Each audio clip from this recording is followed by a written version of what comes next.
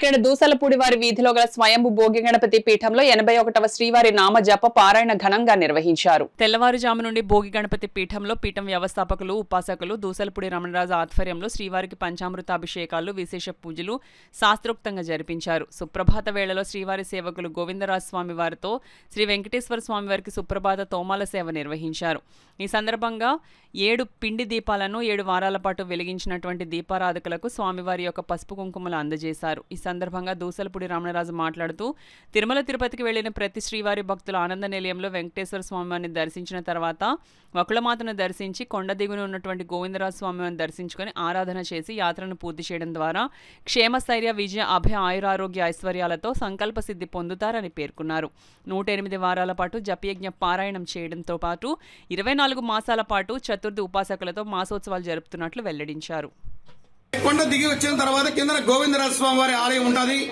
మరి గోవిందరాజ స్వామి వారి యొక్క దర్శనం చేసుకుని మన ఇంటికి బయలుదేరితేనే మన యొక్క యాత్ర పరిపూర్ణంగా జయప్రదం అవుతుంది. ఆ విధంగా తిరుమల వెళ్లేటువంటి ప్రతి ఒక్కరూ కూడా గోవిందరాజ స్వామి వారి యొక్క దర్శనం చేసుకుని మరి యొక్క యాత్రని మరి యొక్క ఫలప్రదం చేసుకునేటువంటి కార్యక్రమాన్ని అందరూ కూడా నిర్వహించుకోవాలి. ఈ యొక్క జపయజ్ఞ పారాయణలో స్వయంభు శ్రీ భోగి గణపతి స్వామి వారు 2008 జనవరి 14వ తేదీన మకర సంక్రాంతి నాడు ప్రభవించారు. వారికి పంచలోకాల తాపడంతో కాంస కవచ యజ్ఞం చేపట్టినటువంటి సందర్భంలో జరిగినటువంటి తిరుమల తిరుపతి పాదయాత్ర సందర్భంగా 108 వారాల పాటు జపయజ్ఞ పారాయణ కార్యక్రమం, అదేవిధంగా 24 మాసాల పాటు సంకష్టహార చతుర్థి మాసోత్సవాలను చతుర్థి ఉపవాసకులతో నిర్వహించడం జరుగుతూ ఉంది. ఈ నెలలో 16వ తేదీన బుధవారం నాడు సంకష్టహార చతుర్థి 16వ మాసోత్సవం జరుగుతుంది.